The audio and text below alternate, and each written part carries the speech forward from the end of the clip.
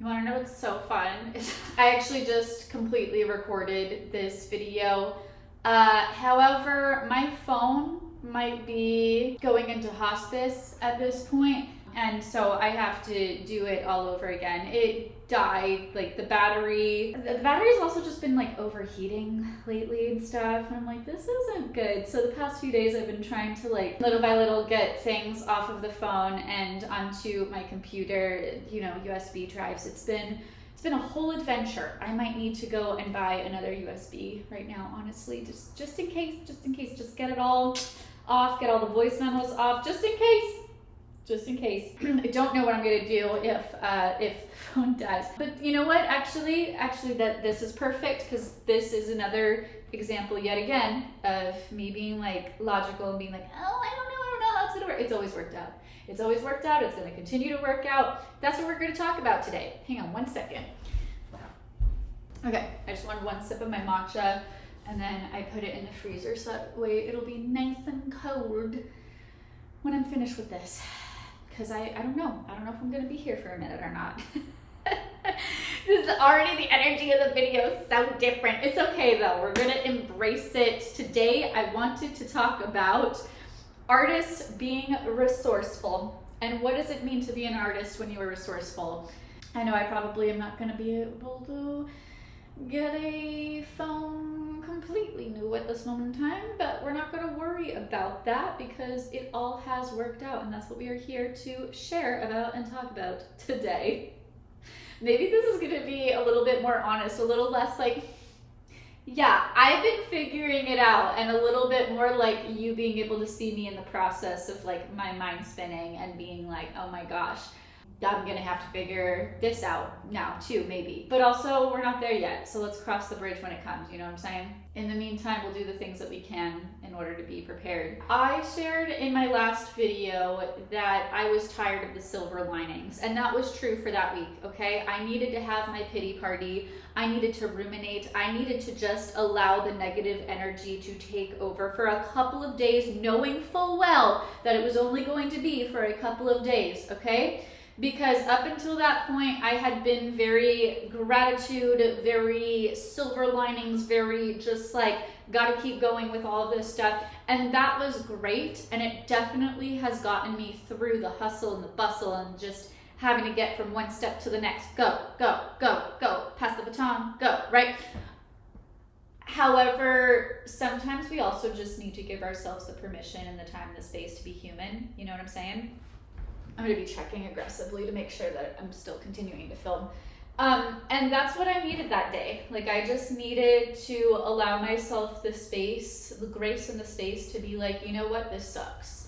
You know what, maybe I'm not even necessarily scared of getting to zero, because I got to $10. That's pretty damn close to zero. And I wouldn't have even had that much if it wasn't for a friend saying that she wanted to give me $5, and I also had given a tarot reading 2 days prior to that. But 5 days before I was supposed to get paid, I was completely running out of money, and I also had very little groceries left in my pantry. And so I was like, all right, well, out of what we do have, what can we do?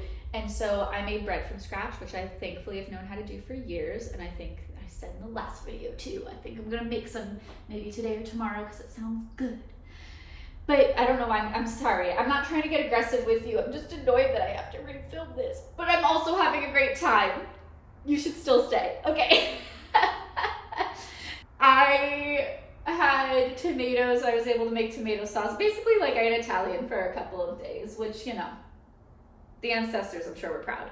Thankfully, knew how to make a lot of stuff from scratch.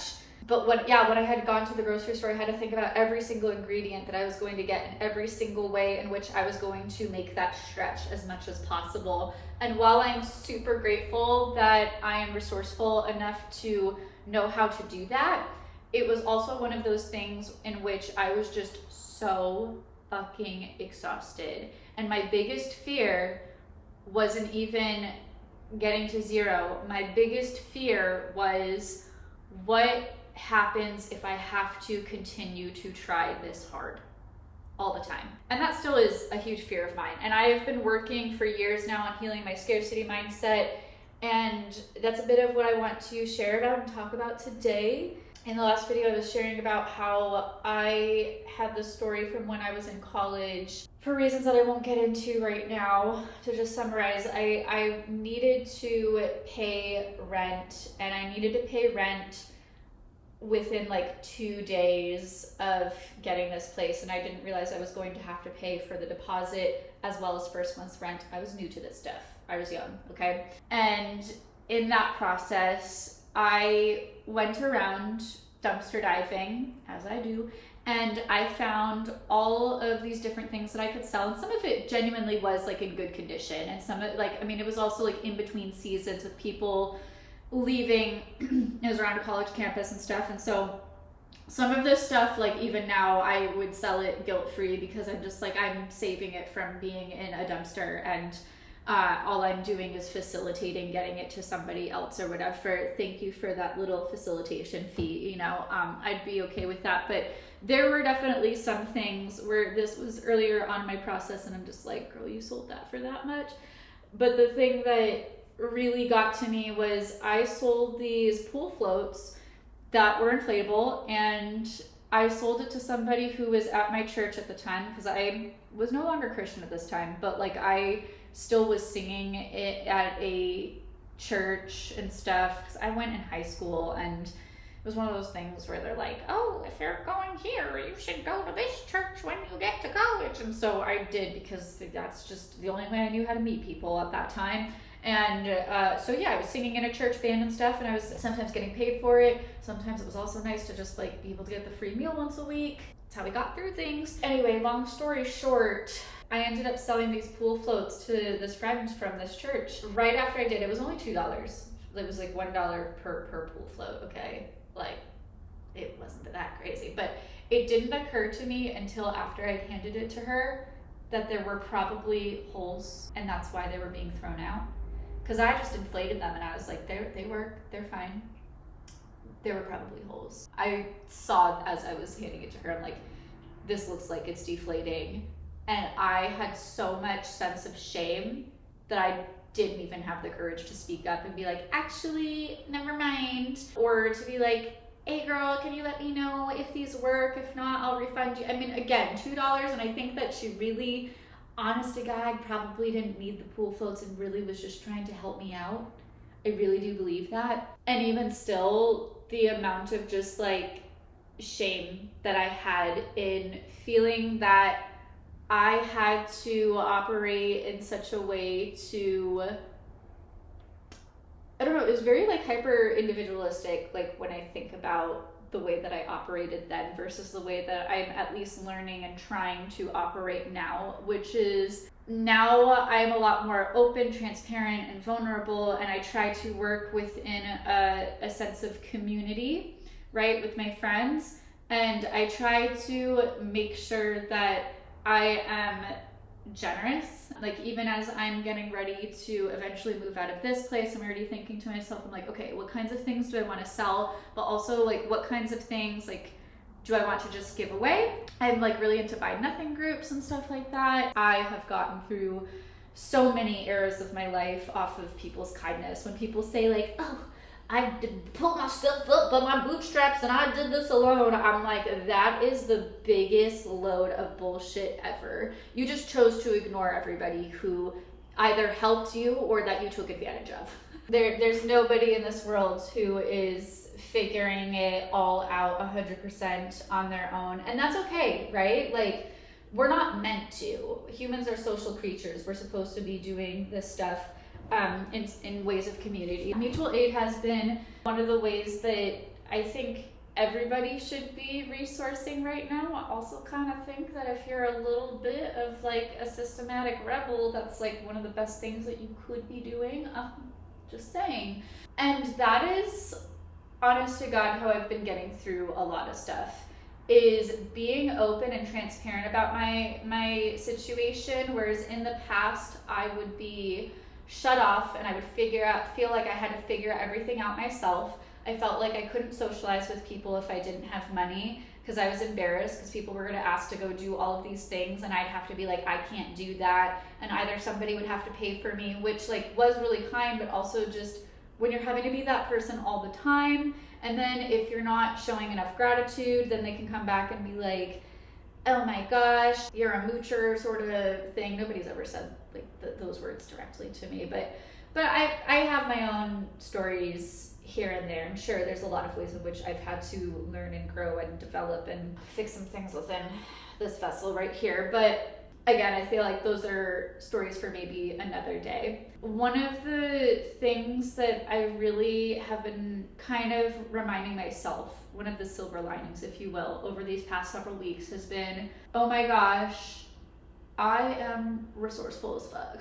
Like, not to brag, but actually I've done this many times before and I can continue to do this. And isn't this what being an artist is all about? It's just that my canvas recently has been a little bit more life, a little less an actual physical canvas. And I would love the canvas to translate a little bit more on the piano right now. It's what I really want to be able to focus on, but I've had a lot of writer's block and just straight up being in survival mode, et cetera, identity shifts. There's a lot of things going on within that, and again, that's another topic. It is quite remarkable to recognize your sense of resourcefulness. Of course, in my case, at least within what I'm talking about right now, it's been more within the realm of things being a financial struggle, right? That's what I'm mostly going to talk about today because those are the things that I'm going through. However, it doesn't necessarily just have to be financial, right? Like there's so many ways in which this can translate, and I'd love to hear in the comments in ways in which it translates for you, right? One of the things that has been the most helpful for me is that I have this app that I've been using, not sponsored, but I'll go ahead and put it down in the stuff below. It's a fake bank, essentially, called the Frequency Bank, and this creator made it, I think she's like a software engineer and everything, and she essentially made it as like a manifestation tool. And now some people can use it in a way of like, you set that it's going to deposit like $1 into this fake bank like once an hour, once every day, or whatever, right? Like you can put the amount of money and how often you want it to put in stuff, and then you can just put in your own deposits as you go to. I've been using that last option of putting in my own deposits, and I decided this is just going to be the bank account that represents all of the progress that I'm making, and the actual tangible, money that I've been making, as well as everything else that has not necessarily come directly in a money form, but that I would have had to pay for otherwise. And it has been the best tool at like rewiring my brain and just like being able to look at things. Like, listen, I know like you don't have to be into the manifestation stuff, right? That might be a little woo-woo for you, or maybe you are one of the woo-woo girlies and everything. Like, hey, like no judgment either way. I definitely am somebody who's probably like in between. So I need to have that practical aspect. Like it just doesn't excite me to be like, okay, give me $500 every day and I'm going to watch this grow and I'm going to visualize it and pretend that that's my real bank account. I love if that works for you. And then if that actually translates for you, then I don't know, you're a better manifester than me. Like you're more cool than I am. I'm not there yet. I need to have the practical component. I've been doing things like my landlord's not charging me for both rooms of rent. She's only charging me for one room because she's going to be selling the place and because I was only going to be able to stay here for a few more months. So when I put in the amount, I put in the amount that I made working, but I also put in the amount of whatever I would have had to spend had my landlord decided to not be that generous. And so I'll put in that extra month's worth of rent into my bank now each month as I'm doing it. I've only been doing it for about 2 months now and don't know how much money, actual physical money I've made. Maybe about like 4,000 within 2 months, I'm gonna guess. Yeah, because maybe about like 2,000 a month. But in terms of artificial money added with all that, I have so far put in a little over 7,000, which is really exciting, right? Because it's also been things like somebody gave me clothes. And with those clothes, I kept what fit me. I kept what I liked. There was a lot of things that I liked, but my butt's a little bit bigger than hers. And so like, not to brag, but like, you know, that's where we are. And so I didn't get to keep all of it. And so I tried selling some of it at a local thrift shop that does buy, sell, trade sort of thing. Got a little bit of credit, which is great because I am going to need some more shoes eventually in thrifting. It is really hard to get shoes, and this place is more curated. So my likelihood of getting like good shoes that'll last is better, which is why I'm going to try to do that there when I can. And then the rest of the clothes I'm bringing to a friend's birthday party because she's actually having a mutual aid birthday party this week. And so while I'm there, if those clothes fit anybody, then I'll give it there. And then the rest of whatever doesn't work, I'm actually just gonna take and give out to folks on the streets that I can find over here, because we do have a lot of unhoused people around where I live. And actually this morning I found a trash bag full of clothes and I was like, these look folded and like these look fine.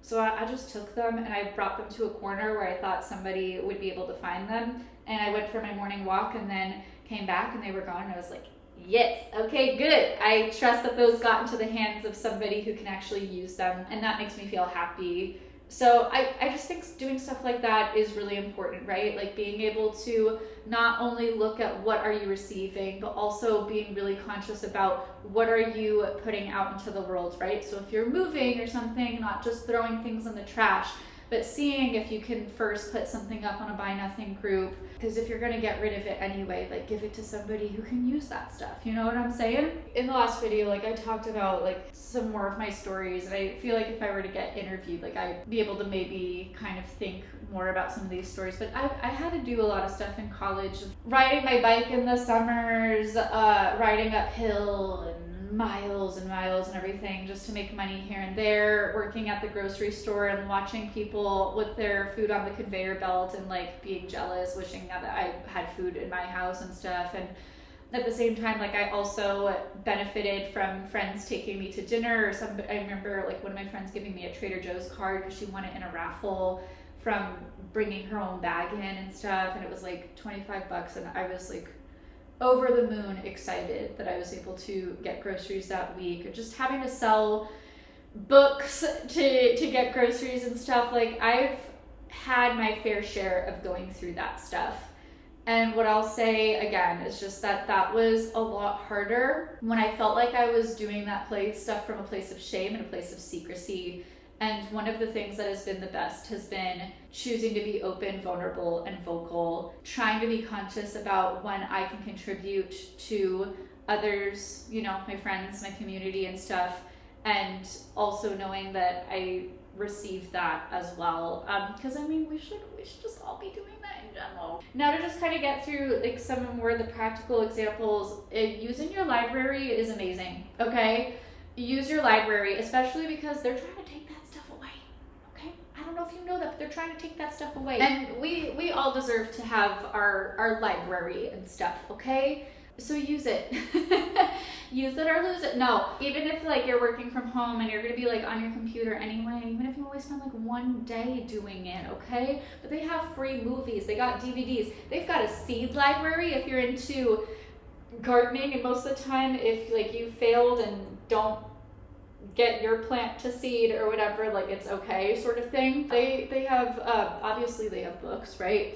They have so many different programs and stuff, and actually right now I have a hotspot for the next couple of weeks. I did have to wait almost 2 months to get the hotspot, and I only get to have it for 3 weeks and then I have to bring it back. But for 3 weeks I have internet in my home. I've been going to parking lots and going to work in order to be able to get Wi-Fi, and I only have like 5 gigs of data on my phone every month. Like we really have been going with the bare bones of things, but it's been working out. And you know, since I don't have the internet, I don't have the streaming services, one of the things that I did was free trials. Free trials will save your life. Listen, I've done a lot of those. I was doing the YouTube Premium free trial and downloading a lot of videos, or you can download videos on TikTok, and then I was just saving them on my phone and then watching them while I was like taking a bath, and then I just like, instead of liking them, I would just delete as I go and just delete them off of my phone. So that way I had some content at home. I was watching Gilmore Girls. One of my friends had them all on DVD, and I knew to ask because I told them I was watching Gilmore Girls and they were really excited, and they were like, oh my gosh, I'm such a fan. Like I've watched the entire thing like 8 times. And so when I knew I was going to be losing internet, I was like, wait a second, let me see if this friend has Gilmore Girls, because if I can continue watching that, that would be amazing. I got all of those DVDs. I didn't even have to pay for that. That was another thing that I put in my little app, right? Like, so all these little things, these favors, somebody gifted me a really nice bag. Let me get it. I'm going to show you my bag real fast. Okay. This is, I think Patricia Nash. So it's like I'm not going to go through all the ins and outs of it or whatever, but it's like an indie designer and it's leather. Listen, being vegan, I don't ever go out of my way to buy leather.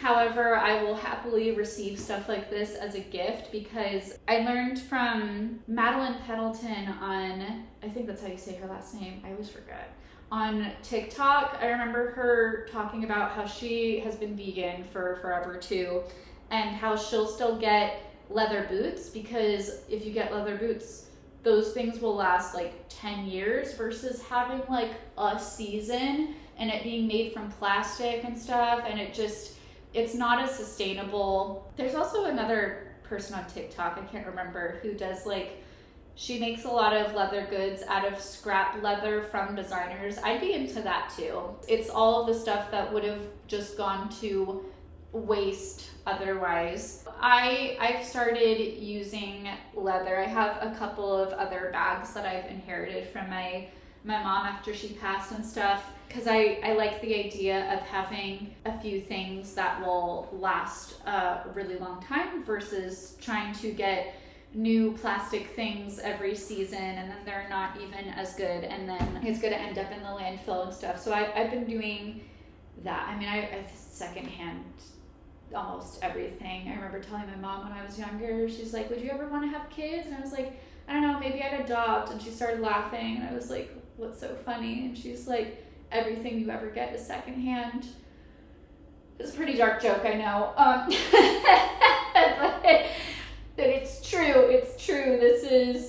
This is how I operate, okay? I don't know, maybe that's part of also my resourcefulness. Although I will say that I just think that you get more fun, exciting stuff when you shop secondhand too. Like I genuinely, even if I had a ton of money, if I had a ton of money, I'd just be doing more curated vintage thrifting. Like the thrifting secondhand thing would not end for me, okay? Like I would just be like, ooh, I've got fancy money. Let me get the fancy vintage stuff. That's it. There are so many ways to be resourceful, whether it is knowing recipes so that way you can use every ingredient in your pantry, whether it is having to get Wi-Fi in the coffee parking lot because you can't afford to have it otherwise, but you still have to stay connected to the internet because that's the world that we live in, whether it is actually setting up or participating in mutual aid groups around you, which is something that I want to like continue to do more of. I think I want to start a Discord with that kind of stuff too. I think that would be freaking awesome. But know that there are a lot of people, I'm sure, within your community who have already been doing that work. It probably is more easy and beneficial to just drop into somebody who's already doing the work and is already really resourceful and experienced with that, if you don't have experience with that, right? But the biggest message that I want to put out there is that I think one of the best things about manifesting is understanding that we can get the things that we want and desire. It's just, it might not always look the way that you think it's going to look. If you asked me several months ago, how you gonna watch Gilmore Girls? My first thought wasn't going to be, well, I'm going to ask my friend if I can borrow the DVDs. That's where I was. That's where life put me, and I was like, wait a second, I can do this. Somebody told me about the hotspot thing at the library because I chose to be open and vulnerable about it. There's value in terms of sometimes when you're working on things creatively, sometimes it is better to work in secret and work in silence and be able to have that room for you to develop and grow and not have any of the external distractions, right? Because there are a lot of people who might come in with certain forms of criticism or not always be as helpful as we like. I realized having people within my circle who are compassionate and understanding is a huge privilege in and of itself. Just remember that There are always ways to make things happen. I think maybe in this iteration of the video, I forgot to also mention that I'm recording music right now, and that all happened because of having coffee with a friend who's the one who gave me clothes. She was moving, and she's like, I was going to give it to the thrift shop. Would you like to go through it first? And I was like, give it all to me. I will go through it, and whatever I don't keep, I will make sure it gets in the hands of somebody else who can use it. And so that's what we're doing, right? I will bring that stuff to the mutual aid party this week, and then after that, the rest of it will go to somebody who is living on the streets, because I have the ability to do that rather than just bringing it to the thrift shop where somebody else could buy it. Not that there's anything wrong with that. It's just a lot of times the thrift shops are overfilled with clothes and stuff anyway, and a lot of it gets to the landfill, and I just want to make sure that whatever happens, it gets into the hands of people who can use it. For all of that, I'm recording my music right now. Probably just a few songs for the time being, because I am planning to move as of a few days ago somewhere else. We'll talk about that in another video. The person who's doing it is doing it out of the kindness of their heart and not charging me, which I'm very, very grateful for, and I'm learning a lot in the process. And that also happened by choosing to just have conversations. You never know what can happen unless you choose to ask. Unless you choose to be a participant of the world around you. Remember to participate in community. Remember to think outside the box. Be patient in the process. And also, if you have to have your kitty party, I'm here to support, okay? You can have your few days of being upset and just not needing to look at the silver lining or go through the gratitude list. I understand. I think that's very human, and I think that's important to move through those emotions. It's just also important to allow yourself the grace and the space to move past that and be like, okay, we did that. Now what actions can we take to get to the next spot? And I made a video about things being 10% better. I'll go ahead and link that. Recently, I'll be honest, my thing has not even been how can I make things better in incremental changes. My thing has been how can I just make things different?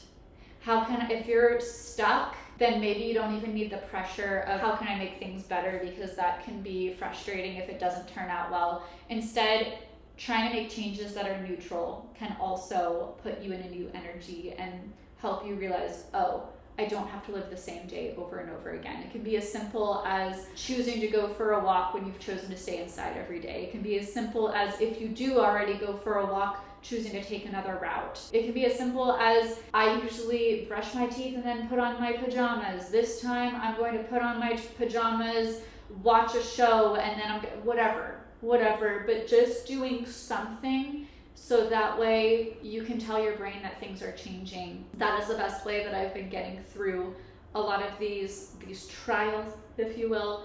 It has been hard, and with some of the things I'm choosing, it's likely to get a lot harder. In the meantime, I'm making it work, and that's the big message that I want to put out there today is just remember that being an artist is being resourceful. And instead of things being a canvas of an actual canvas, right? Which, by the way, if you don't have an actual canvas, what else can you use if you're a painter, right? Can you use a block of wood? Can you use a rock?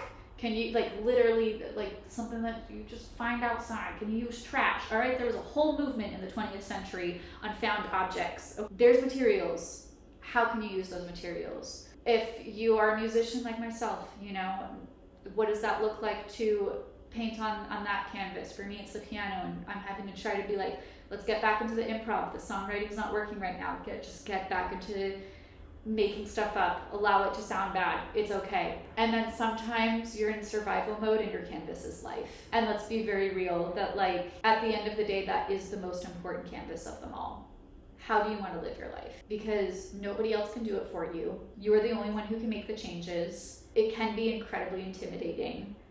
But I truly believe that anybody can shape a beautiful work of art with the canvas of life, because that is the one that all of us are meant to participate in. Just remember that the messy parts are the things that make it the most interesting, right? It's about allowing all of it to coexist. Good luck as you are painting your canvas of life. And wish me well as I am doing mine. I mentioned in the last video, I don't know, it was more fluid within the realm of the conversation, so this is gonna seem really random, but like, if you guys are interested whatsoever, I have a tarot Instagram that I'm really proud of. It is for my tarot business, but to be honest with you, if the tarot business fails, I'm gonna be really okay. Like, it's fine. Like, I do love doing it, but also it doesn't need to be the thing that I do to feed myself. But I am really proud of the photography that I've done for it. Okay, I've just been doing it on my iPhone, but like, I think about these backgrounds, okay? And people are like, oh my gosh, you got such a great background for this. I'm like, I know, right? Some of them are planned out, and then some of them have been completely by mistake. And honestly, if I showed you some of the ones that were like completely by mistake, you'd be like, what? You didn't plan this? And I'd be like, I didn't. And this is why it's been so fun. And I'm writing a blog alongside of it and everything too. So yeah, like I said, that's maybe a little bit more random than whatever thread of conversation pulled it into the last time that I was trying to film this video. But if you wouldn't mind giving that a follow, even if you're like not that into, like, you don't have to be into tarot readings. Like, you can just be into the pictures, okay? Like, just tell me that I did really pretty work, okay? Like, that'll make me happy. And I'll link the other things below. The Frequency Bank app. I feel like there's maybe one other thing. I'll figure that out when I'm editing. But thank you all so much for watching this video. I've been wanting to make this one for weeks now. I'm sorry if it was like all over the place. Also, if you wouldn't mind like subscribing here, like if you're watching as a non-subscriber, that would be, I really appreciate that too, because I do want to eventually get monetized on here. It would be a nice thing. Financial security is still a goal of mine. I know I've been talking about receiving things in less traditional, less conventional ways, but like I would like to have a little bit of like the conventional security, just a little bit. But at the end of the day too, I'm also in the same breath like, but it's all an illusion, and anything can change in the blink of an eye in this life, and that is both terrifying and also wonderful. And I hope that that can be your greatest permission slip to live your life in the way that you want to live it. So have fun painting your canvas, and I will see you in the next one.